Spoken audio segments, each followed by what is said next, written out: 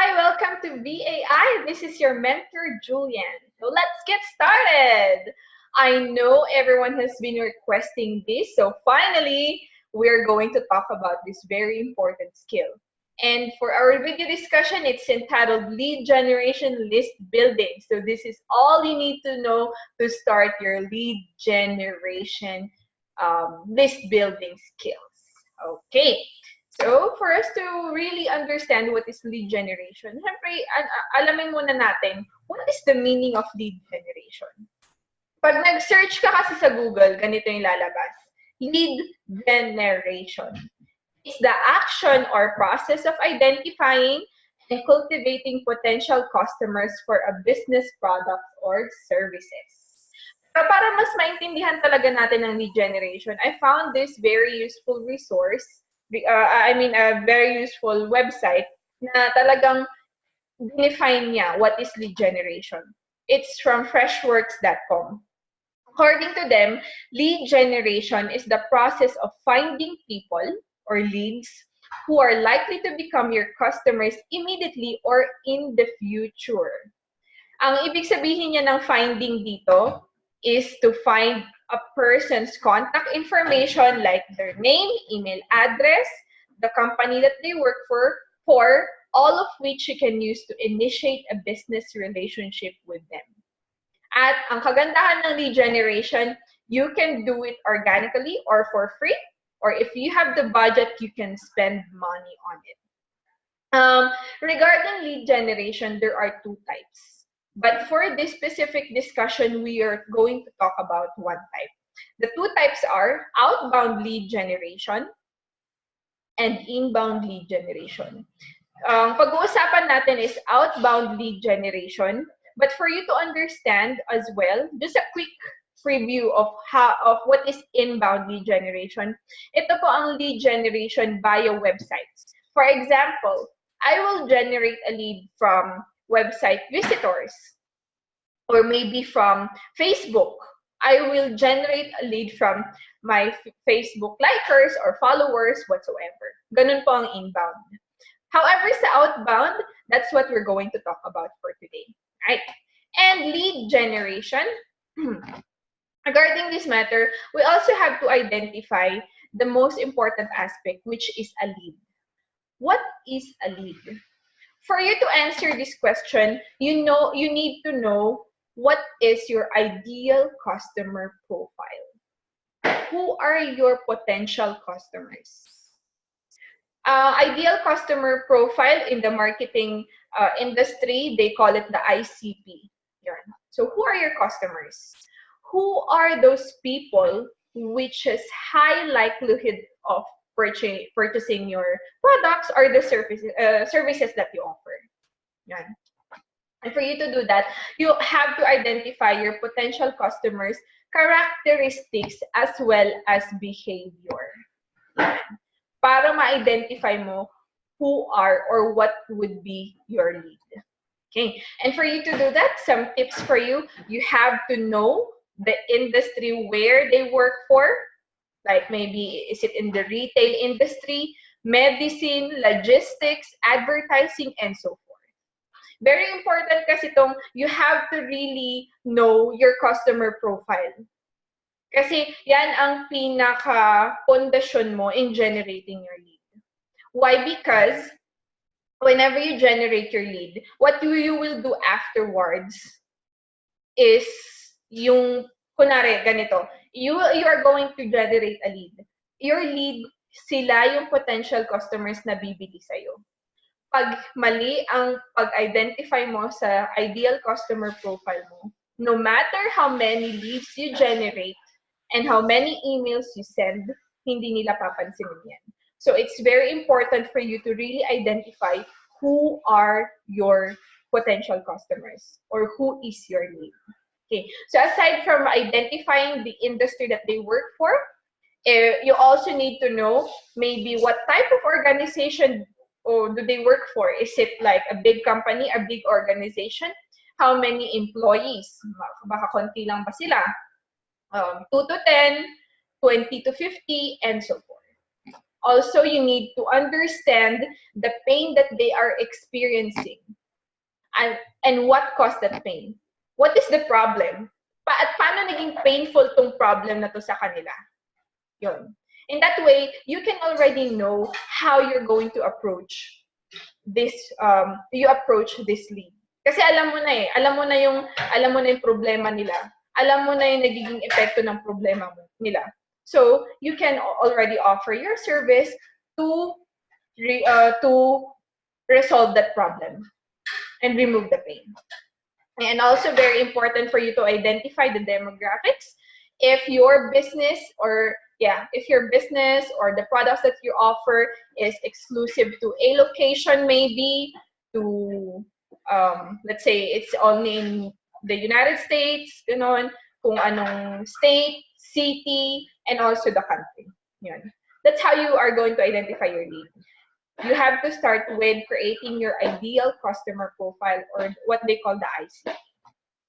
Okay. Ang lead generation, you might ask, para sa akin ba to? Itong skill na to, para sa akin ba to? Who is lead generation for? These are the 3 most important people who needs lead generation. First of all, we have the business owners. If you are a business owner, if you have services that you offer, this is for you. If you are within the sales or marketing department, lead generation is for you. If you are an administrative assistant or executive assistant, lead generation is still for you. Why? Because there are many ways for you to really approach it. Kapag business owner ka and you want to do everything by yourself, like a one-man team, then you need to really know how to generate leads. You need to generate leads para you can contact them and let them know that you are offering your products or services. However, if you're a business owner and you would like to delegate the job to a sales and marketing specialist, then the sales and marketing specialist will do the job for you. Or maybe not the sales or marketing specialist, you can delegate the job to your executive or administrative assistant, and they will generate the lead for you. So that would answer the question, who is it for? Right. This time, what we're going to talk about would be the right person. Ito na tayo, si lead. The right person that you're going to talk to. And for you to approach the right person, I know sa traditional, they would often call first before sending any other forms like emailing. However, right now, it's more on emailing them first or sending them an email before cold calling.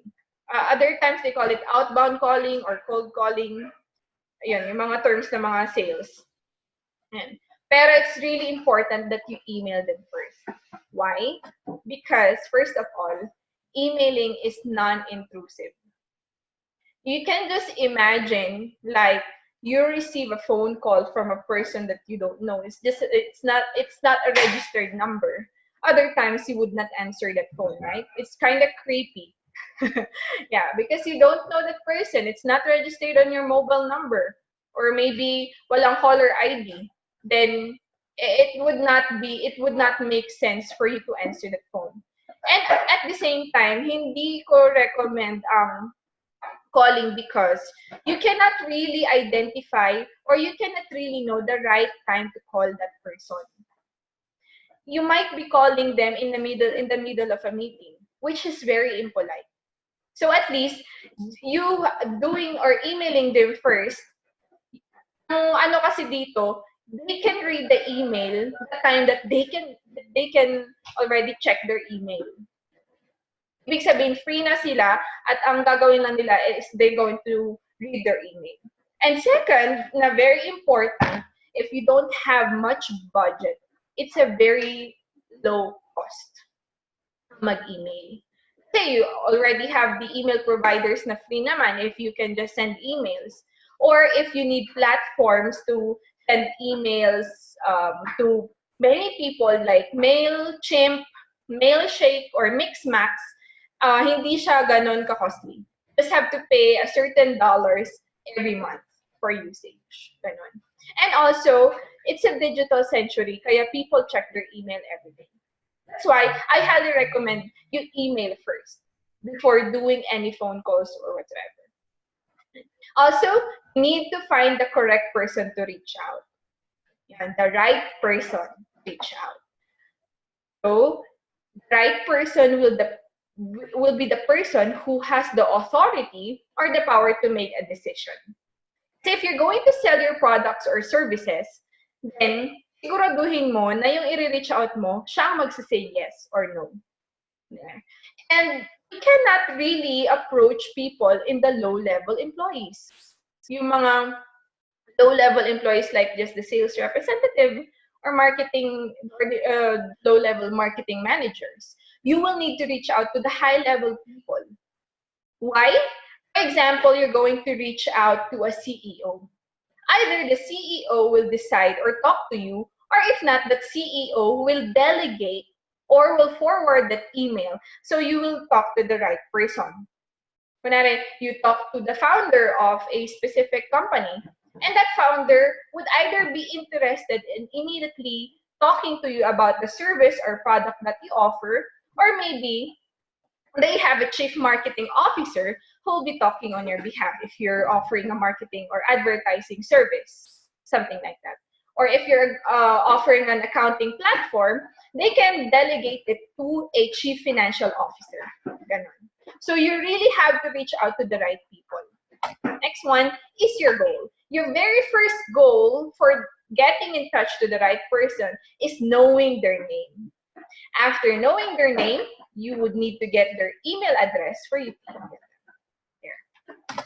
Okay, so after the right person, now we're going to understand really what is the organizational bracket.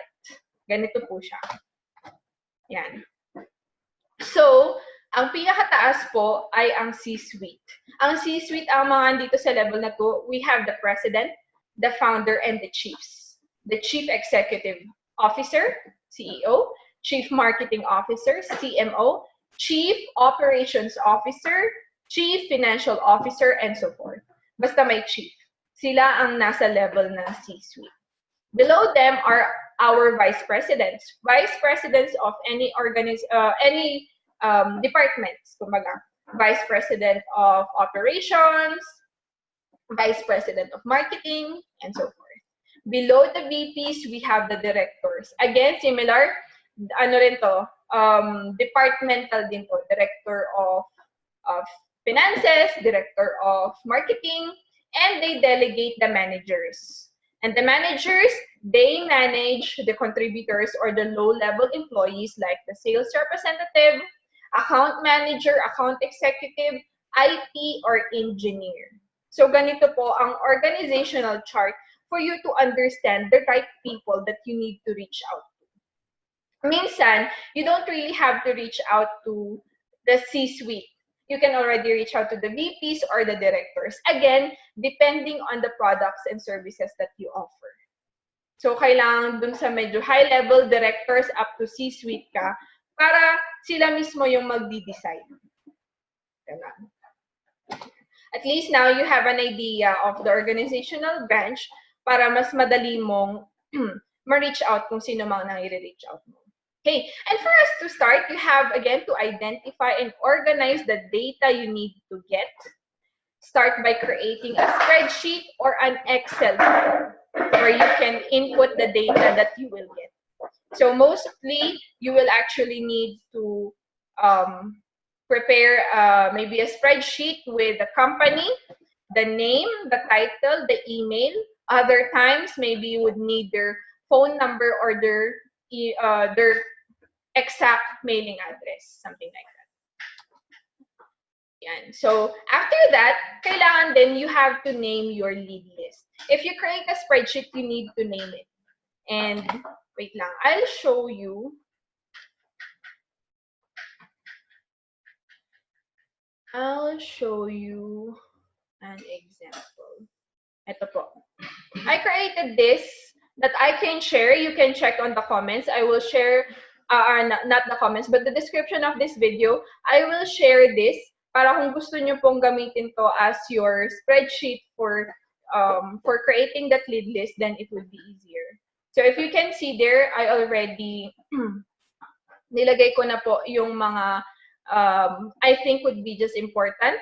So if you would need other information like their phone number, you can put it in another column and their address or state them.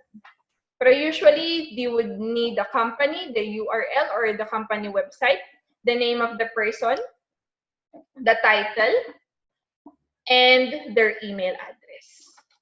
Yun.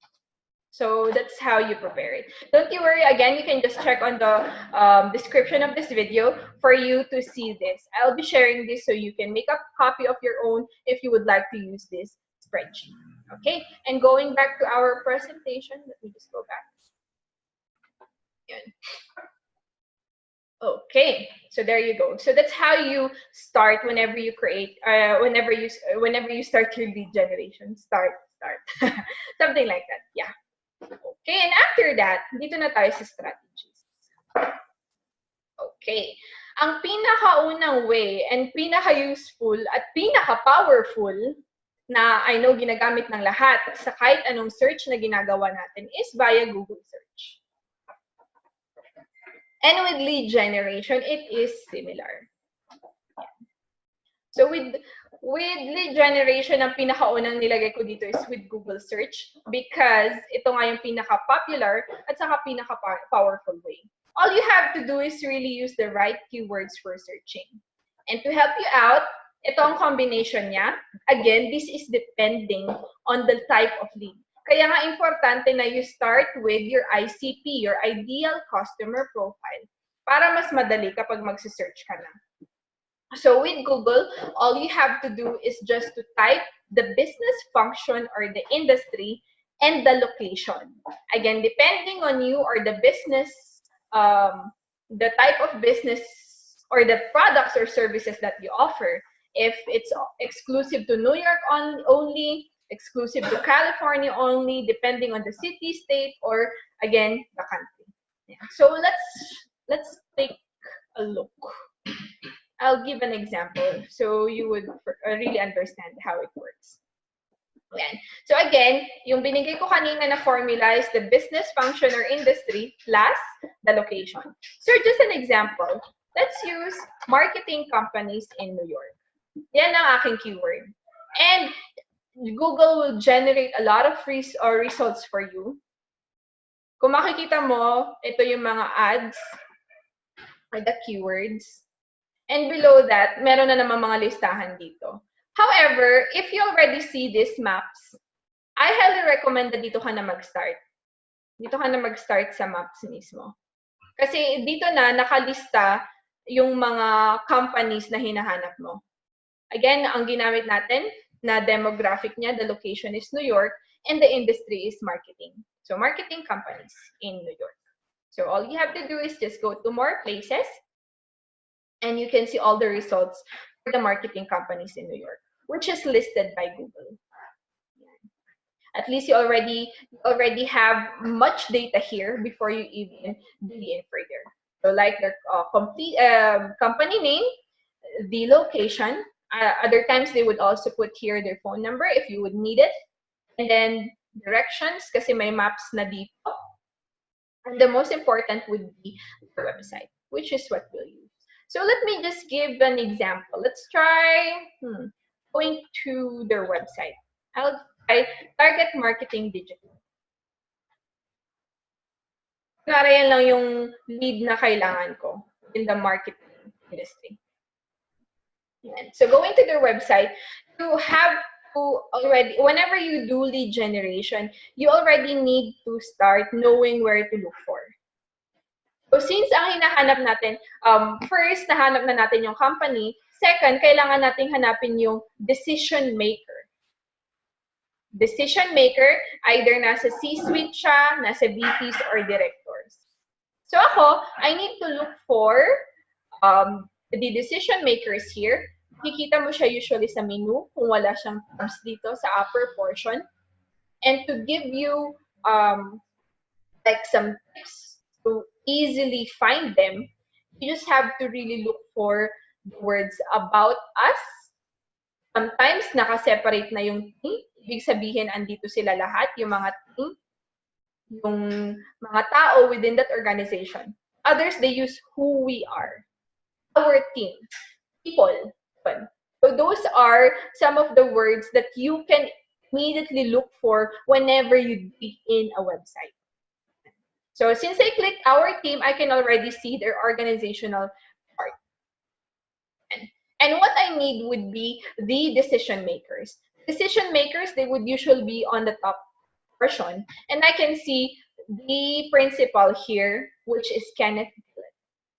So if I will need him to be the person I will reach out in the future, or after I create my lead list, then I just need to get his name, his title, the company website, and then the name of the company.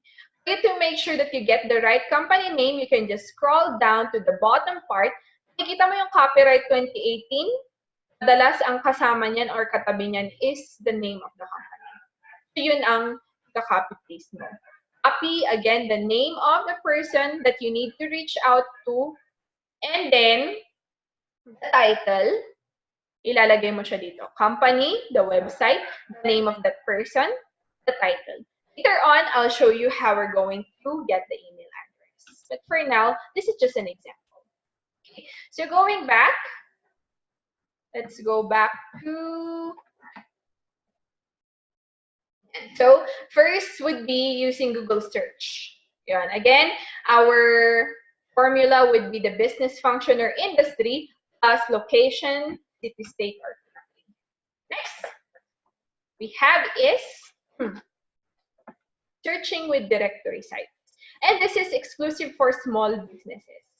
So yung mga directory sites, I have here some examples. You have Yelp, local.com, Yellow Pages, and OpenTable. Siyempre, papakita ko rin sa inyo kung paano siya gamitin.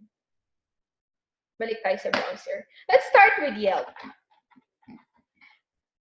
Sa mga hindi po marunong gumamit nito, this is a very powerful tool if you are looking for leads na talagang small businesses siya, kasi mag-creep into location siya. Parang kung very specific sa city yung hinahanap mo, then this is a very useful tool. So there. For small businesses, one option is Yelp.com. So all you have to do is to really put the keywords and then the location. So just an example, I need to look for deliveries in San Francisco, California. And magsisearch siya. Yan. So, marami siyang generate na results dito. A lot of results. What's really helpful with Yelp is its all filters option. This is a very useful tool for you, especially kapag super targeted or super filtered yung hinahanap mong company na gusto mong i-target. So, kunwari, it's within the neighborhood, yung price range nila, and yung category nila. Ang kagandahan dito sa category, ang dami category. You just have to press on more categories and you will see. If you need to, let's say, look for companies that or businesses that delivers pizza or businesses that delivers Chinese food, then you can already filter. Yan. Using this filters na pre-provide ni Yelp. And again, the category is very important. Yan. As you can see, when you see the results, you will already get a lot of information like their contact, their phone number, their address, and then this one is their business name. Let's try to click. Pagka-click ko ng People's Bistro, dito po ako napunta. Makikita yung contact information. Yan. Yung address nila, yung pinaka-exact address. Yung phone number, and the website. And if you will really need to check on the people from that company, then you can go to the website. That's how Yelp helps you filter. Kapag ang hinahanap mo are small businesses. And similar with local.com, let me just show it to you. Similar with local.com there. So just use the right keywords. You can find what type of business you are looking for and the location. So all you have to do is just search. And I know this is very popular since it's been with us for a very long time, Yellow Pages. Similar then. You can just use the keywords that you need and then the location. Lastly, if you need to look for small businesses na restaurants, very helpful naman po si OpenTable.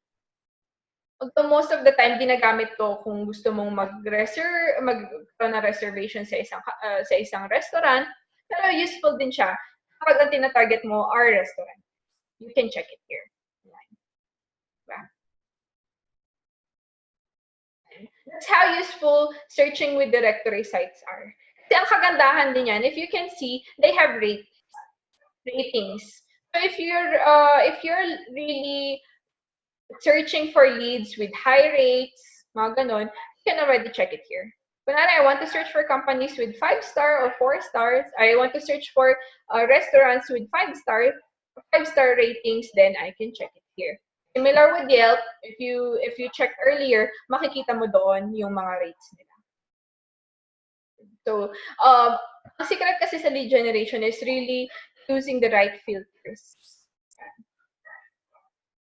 Kaya sa Yelp, nagbigay siya ng maraming filters. Again, yung category part, which is very powerful.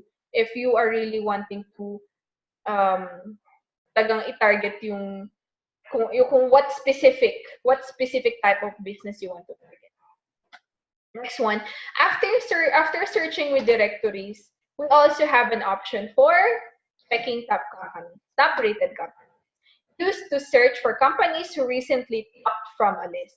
Maraming list at ang top 3 na I highly recommend, we have Fortune 500, 5,000, and so forth. We have Inc.com. Super similar kasi sila. They are rating and ranking companies. They have specific categories for that. But I'll show it later. And later, I'll also show you how to use Clutch.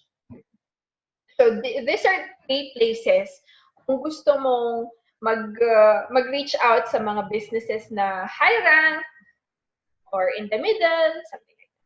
And this is how you can actually take advantage of Fortune Inc. Hang on.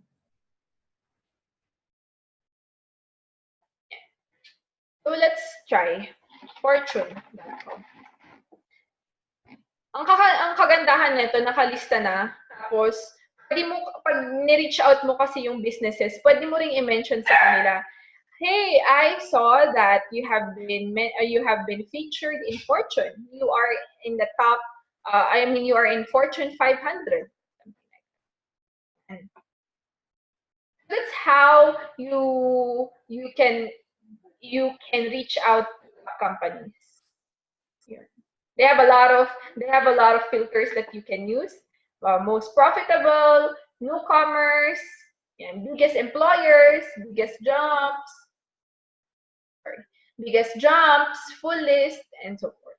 Kunwari, if you would like to maybe reach out to kunwari top buong Fortune 500, ang gusto mo lang na i-reach out is from 400 to 500.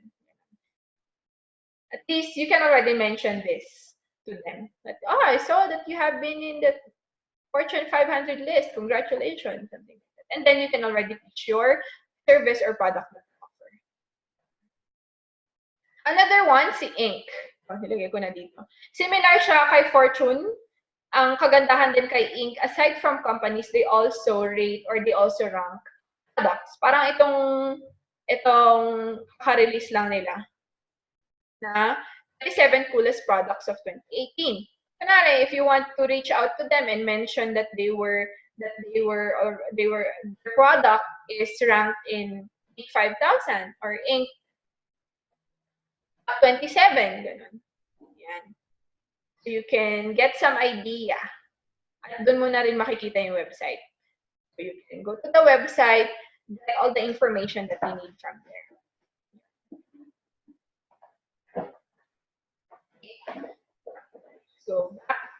So that's how you use Fortune Inc. And I almost forgot, we still have one of the most useful tools which is Clutch.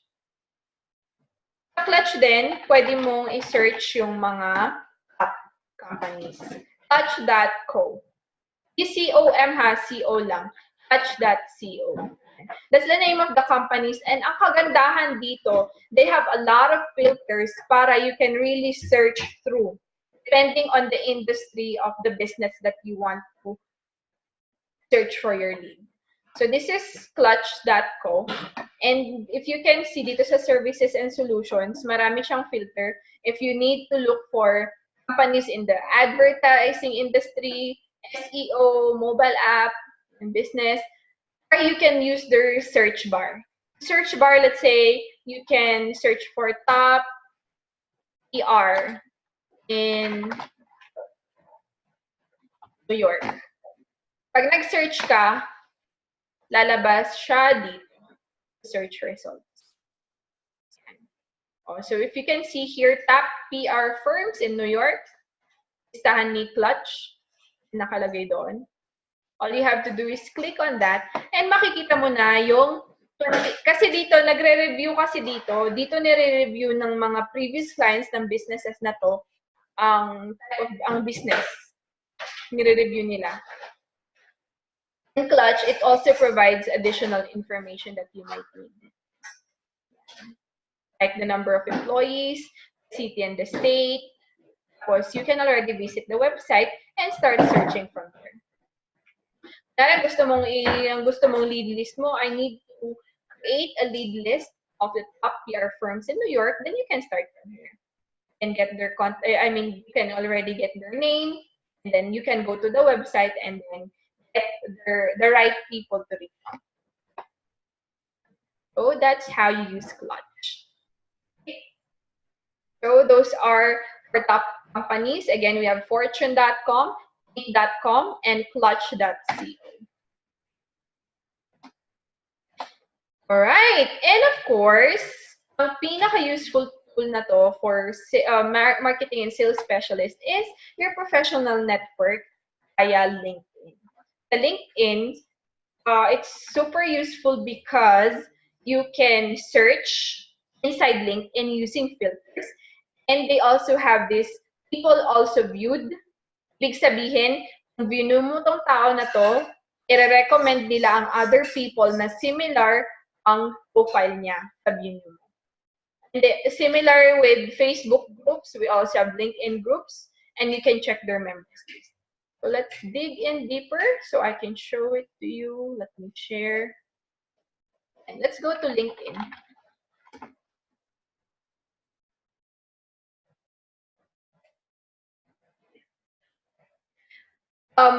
Meron kasing paid version ang LinkedIn, the Sales Navigator, kung talagang super serious ka into lead generation and you have the budget.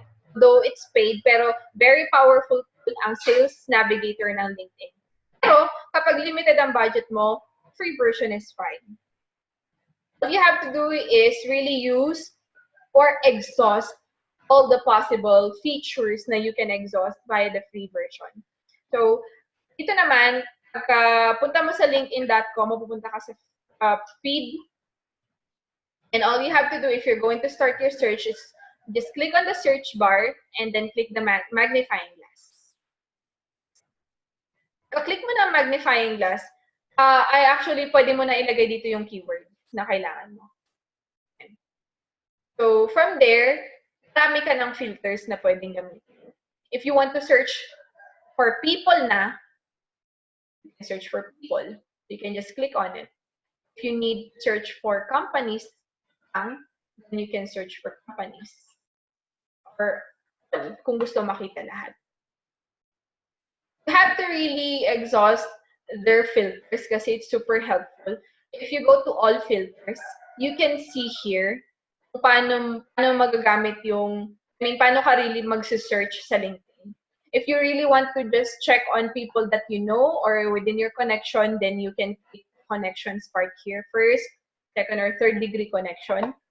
If you want to filter using the demographics like their location, if you want to search for companies in the Philippines, United States, Canada, India, Australia, and so forth, May be specific to the state. Kapag sa US, New York, you can put it there. Again, you really have to identify the industry para mas filtered siya. Yan ang kagandahan nito. If you want to reach out to people in the operations department, finance department, or marketing department, pwede mo na ilagay yung title. Kunwari, I want to reach out to CEOs only. I want to reach out to chief marketing officers. Pwede mo ilagay. Then you click apply, lalabas dyan lahat ng results. Kunwari, let me just check. Click ko lang to. Sorry if I know you. Then, ibaba ko na para ano. Ito yung kagandahan niya. Yung sa people also viewed. If you viewed a specific, let's try something or someone popular. Yan. Neil Patel. If you view Neil Patel's profile, you can also see their people also viewed. Meaning, ito yung mga tao na similar ang kanilang profile kay Neil Patel. So if you're looking for people or if you need to create a lead list of people similar kay Neil Patel, you can check people also viewed dito sa part na to. I mean here, people also viewed. These people. Yeah. Okay, so that's how you can use LinkedIn. Ginagamit kasi ang LinkedIn, madalas gumagamit na sila ng Sales Navigator kasi nga, it's super helpful. Again, you can exhaust the free options and the free features. Okay, so those are the ways for you to search for their information, especially their company, the website, the, what do you call this? The name of the person, and the title of the person. Now, the exciting part is for us to really look for their email address kasi sabi ko nga kanina, you need to email them first. For you to really understand and to know exactly how email works or how you can get your email, we have to know the common email address formats, especially sa mga business addresses. Ganito siya. Iba-iba ang email formats. Depende sa company domain and depende kung paano nila sinet up. Pero usually, pag nakikita mo yung organization nila at yung mga email nila, isa lang yung format. Minsan nang nakalagay first initial plus last name. Kunwari, my initial is J and my last name is Banay-Banay. jbanay-banay@company.com or whatever domain or URL I use. Or just the last name. Or maybe the first name, Julian@company.com. Or first name plus last name, first initial plus last initial, depende. So these are the common email address formats. Now, let's go to the strategies for you to extract those needed email address. Yeah. Okay. Dito ko ipapakita yung mga techniques para makapag-search ka ng email. First one is Clearbit. Let me share my screen. Okay. Clearbit.com. This is the first option for you to search for email. All you have to do sa Clearbit, all you have to do is to sign up using your email. Ang mangyayari niyan, pagka-sign up mo, you have to download the Chrome extension na ito. Not sure if it's clear, but something like that. And what would happen is, whenever you already have that extension, it will be connected to your email address or your Gmail. Dalawa, either you connect it to your Gmail or you connect it to your Outlook email. It's up to you. But for me, I'm using it for, I'm using it for Gmail lang. Daming ano.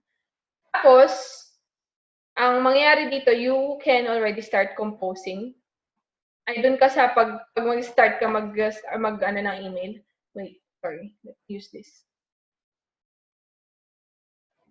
Again, you have to sign up to Clearbit. It's super easy. Just follow the prompts and it will just ask you for the information it needs. Naka-sign up ka na, you just have to download the comment extension. And then, ang kagandahan niya kasi, once you connect it to your Gmail, once you start composing, magpapakita siya dito. Wait. Yan. Ito siya. Clearbit Connect. And then, you just have to press Clearbit Connect and start searching for company domains. And I have here an example. Let's say, gusto kong mag-reach out sa decision makers ng Snapchat. Kasi gusto kong, may gusto kong service na i-offer sa Snapchat. So, for example, you need to put the company domain, just put snapchat.com, and then lalabas na dito yung mga top contacts sa Snap. As you can see, it already shows the position for the company. But it's easier. If you just need to talk to maybe the communications department, marketing department, then go ahead. For example, we just need to speak to the VP of marketing or brand identity, si Steve Labella. Then click on that. Boom. It will already show the email address. So just copy the name, the title or their position, the email address. If you need the location, why not? Just copy it. And also, if you will need your LinkedIn profile. That's how powerful Clearbit is. And then you can already put it here on your sheet. Let's make it as organized as possible. And so that's the first option, using Clearbit, right? Isn't that super helpful? Diba? And aside from Clearbit, we also have data.com. Data.com is actually its mother is Salesforce. So si Salesforce po ang may product ng data.com na super useful din to use. Again, similar, you really have to sign up para magamit mo. But all you have to do is just to sign up with all the information it needs, especially your email address. So going to data.com is the website. Ito po yung lalabas niya sa homepage. You just have to scroll down and you can see there, looking for data.com connect, go to connect. Click mo lang. Ayan. So if you have not signed up yet, just sign up for free. Or if you have your contact info, you already signed up, just log in. Yan. Ang pagka-login mo, ito po yung lalabas.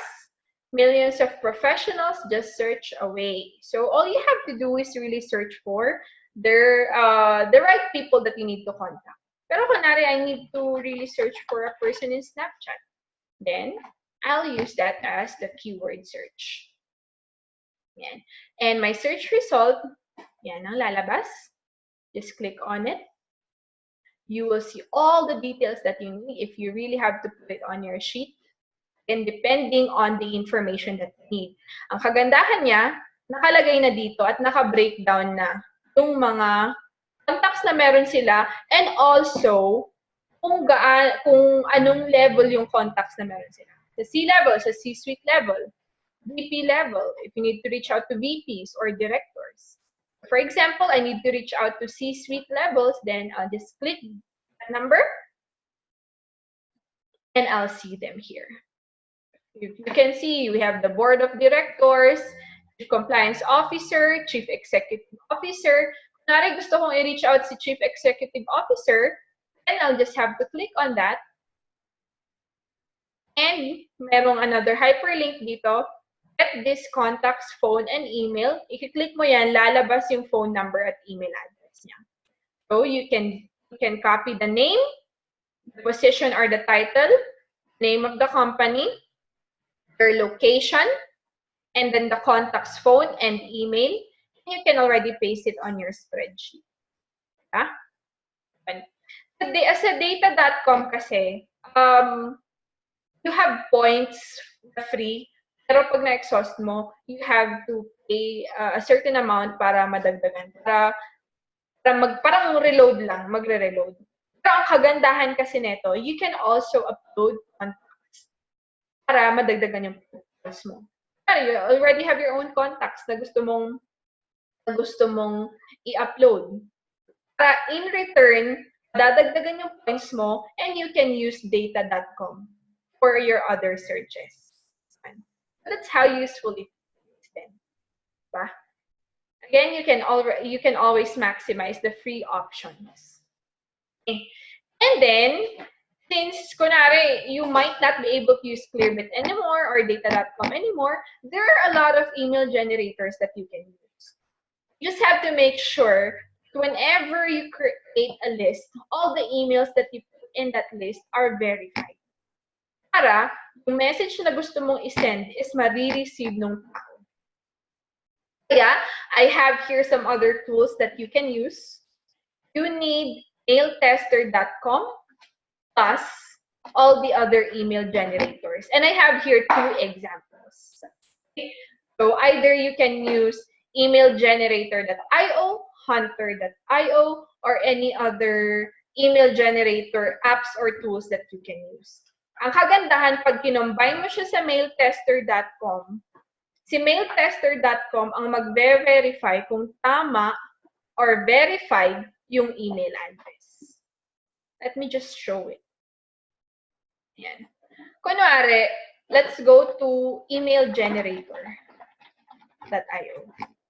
Going to emailgenerator.io, ito po yung lalabas. You can see here on the right portion, kung yun nga yung first step natin, di ba? Find a company, find the name of the person, and then you can put it here. Name, surname, the company, the name. If you have any alternative company, the name, just put it there. And then accept the terms and condition, generate. Pagka-click mo ng generate, may lalabas po dyan na mga email address. Hindi ka naman kasi pwedeng mag-test kung ito kaya yung tamang email address or ito kaya yung tama. You have to make sure na tama yung nilalagay mong email address. So, you need to use mailtester.com. These are free tools. You just really have to combine them para magamit mo it to your advantage. And also to make sure that the email list that you are creating is really useful. Kasi what's the point of sending an email if if the person will not receive it? Kasi mali yung email or not verified. So yun. So you can just copy whatever result you have here, paste it here in this field, email address, and then click check address. Pag ang result is all green, ibig sabihin, valid yung email address. Marireceive nila yung email. However, if you see a mark, may green siya and may red or orange, ibig sabihin hindi siya verified. So to make sure na verified, you have to put the email address, check address, at dapat ang lalabas is green. Pag red, check another email. Similar with hunter.io. You can just put the company name there. Try natin, snapchat.com. Lalabas yung mga niyang email address. Kasi magpapakita na dito na verified eh. Pero kung hindi ka sure na, kunwari confidence score niya is 94% lang, you can just click on it, copy, and then go to mail tester, check address. Server doesn't allow email address verification. So it's not really sure if the email address is correct. Let's try this one. Hopefully it will.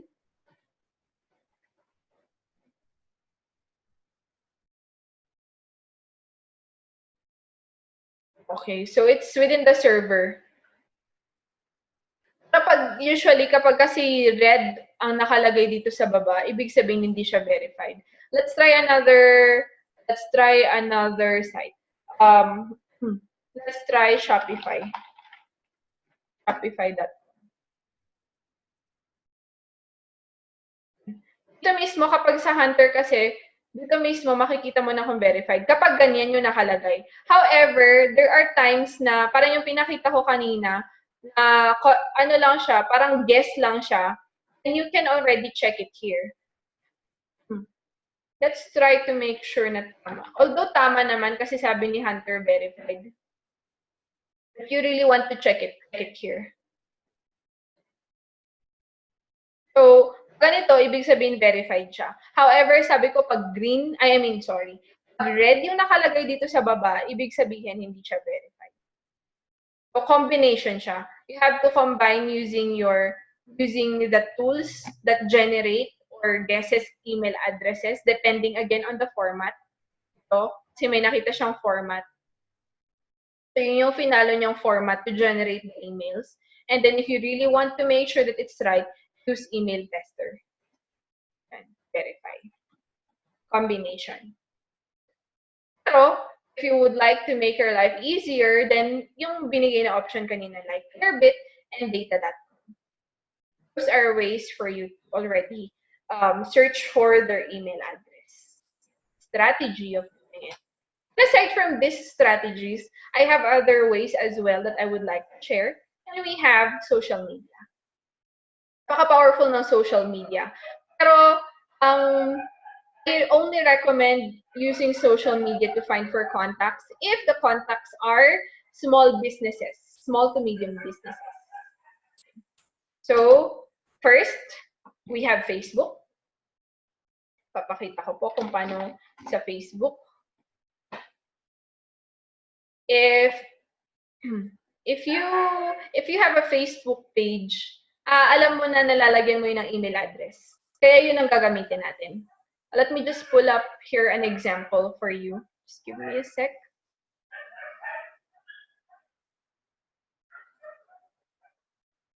The key here is just to really find to know where to find pala. Yun. Okay, I have here already an example. Let me just share my screen.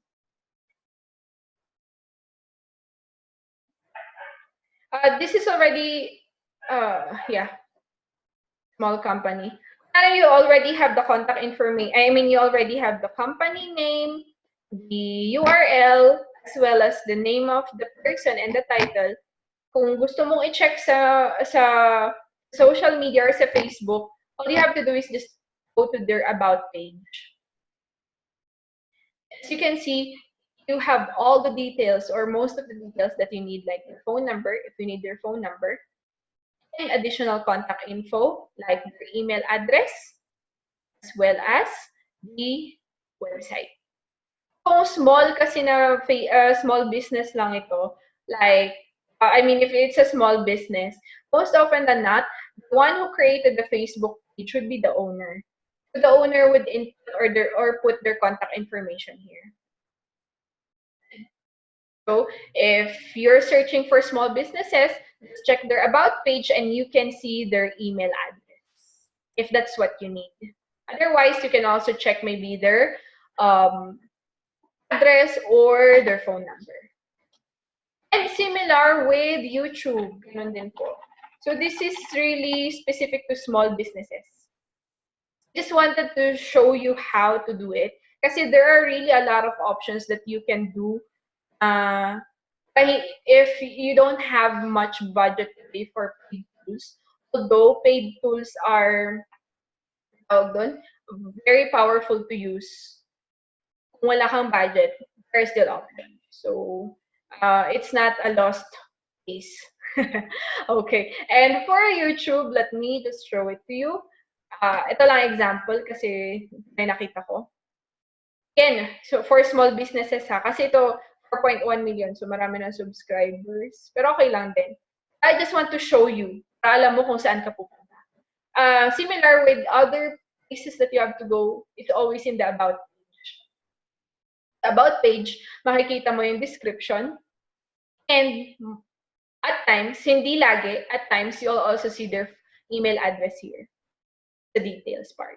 Like for business inquiries, view email address, you just have to click on the view email address. First, you have to click that because you're not a robot. It's just another security check. And then, malabas na yung email address. Yan. You can add that to your list. Yan. That's another option that you can use. Similar din siya with Facebook, di ba? All you have to check is the about page. Minsan meron, minsan wala. Most often, for small businesses, that's how you do it. Kasi business owners who manages their own page Siyempre, they only have their contact information. Their only contact information, if it's a one-man team or it's a lang sila, then makikita sa Facebook page, sa about section, similar with YouTube sa about section. And I'm not sure if you've ever tried this before. I've already tried Instagram. So this is an option available not on the desktop. You have to search via your phone. Kasi mas mobile, si Instagram kasi mas mobile friendly siya kaysa sa desktop friendly. Pero ang naman solution dyan, ipapakita ko kung paano. Okay. Let's go to the next part. Okay, ito siya. Sorry, na-record ko lang. Pero ganito siya. Ito yung Instagram sa home. Pagka-open mo ng Instagram, ito yung makikita. Yung feed mo, Instagram feed. So, you have to go to the search bar, dito sa search part. Search, just go to the search bar. If you already know the name of the company, just search it there. And again, I have here an example. Oops. It went back. Sorry.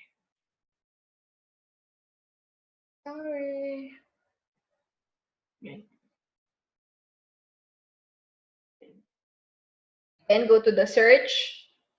Na-search mo na. Yan.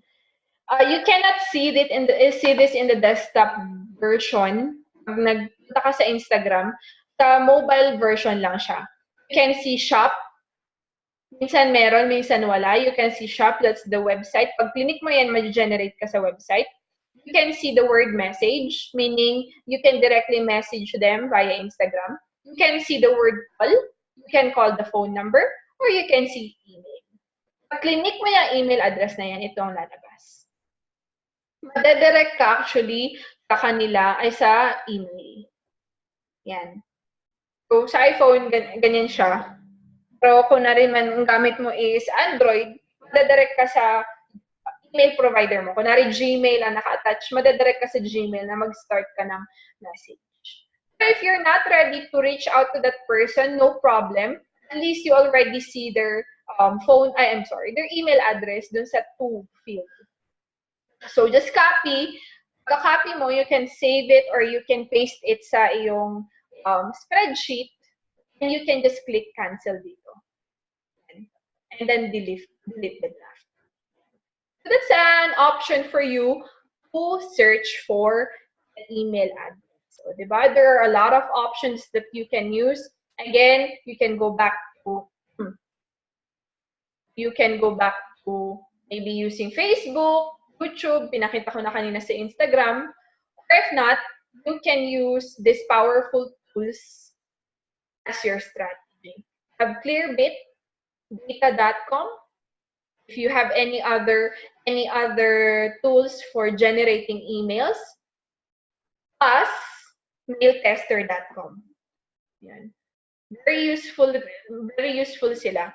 And then, once you already have all the data that you need from all of these strategies that I showed you, you can put it on your Google Sheets or your spreadsheet. Tapos nun, let me just share. Oops, sorry.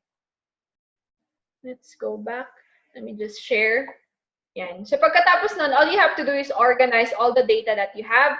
Again, going back, you put here the company, URL, name, title, and email. And please don't forget to name your list. Kunwari, if you found it in Fortune 500, then ang ilalagay mong list is Fortune 500. Yan. Depending on where you got it. Or kung gusto mo naman na lahat dito yung lead list mo sa spreadsheet, you can rename dito na sa tab mismo. Kunwari yung sheet 1 mo is from Inc. 5,000. Or depending on you. Kung saan mo siya nakuha. Kunwari sa clutch, doon ko siya nakuha. At least I already know. It's a way for you to label the type of lead. Yan. Para mas madali na rin. Kunwari, if you want to reach out to them and mention about how you found them, I found you in Fortune 500. You were ranked there as number something, something, something like that. And organize your data. Make sure na um, font is similar, not too big, not too small, not too fancy. Arial is fine. And then similar font type, font style, font size, and so forth. Yan. Better na ang naka-bold lang is yung title ng columns mo. And then, hindi na naka-bold yung mga sheets. Yan. Okay, so that's how you do it. Just organize your information, and then if you want to share it to anyone, just click on the share and copy the link. For this specific sheet, don't you worry. Again, as I said, I'm going to share it to you. Just check on the details of this video, and you will see it there. Okay, so thank you so much for your time. I hope you really learned a lot from our lead generation lesson. That's how you can already start. So kung gusto mong mag hands-on, since pinakita ko na yung tools, you can start already. Start by creating maybe a dummy customer profile, di ba? If you already have a business that you own, if you want to identify your ideal customer profile, start creating that profile, and then pwede ka na mag-search via those search options that I showed. Okay? If you have any further questions, if you need assistance, feel free to message me. I'm definitely going to help you for a hands-on, one-on-one training. All right, so that's the end of our lead generation training video discussion. I hope you learned a lot. Have a nice day. Bye.